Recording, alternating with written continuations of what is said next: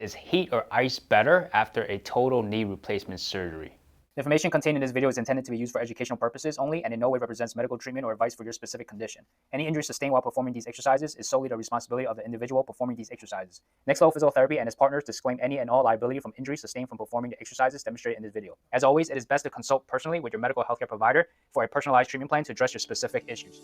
I'm Dr. Wong with Next Level Physiotherapy, and this channel is dedicated to helping people like you get out of pain naturally without relying on medications, injections, or necessary surgeries.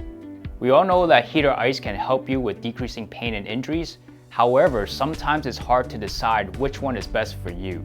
In order to answer this question, we need to first understand what heat or ice does to your body. Heat is used as a way to open up the arteries and veins. It is used to increase blood circulation to an area. So we typically recommend using heat if your knees feel sore, stiff, or have a dull, achy sensation after knee replacement surgery. When you increase blood flow to the knee, it becomes less stiff and achy so that you can move better. Ice, on the other hand, has a reverse effect of heat. It is used to decrease blood flow to an area. So the reason why you want to use ice on your knee after knee replacement surgery is if you have excessive swelling, inflammation, or pain. So now that you know the difference between heat and ice on the body, let's talk about which one is best for you after knee surgery. As we discussed in the previous videos, everybody comes out of knee replacement surgery different. Some people have a lot of pain, inflammation, and swelling, and in those cases, we will recommend ice to calm the knee down and decrease the pain.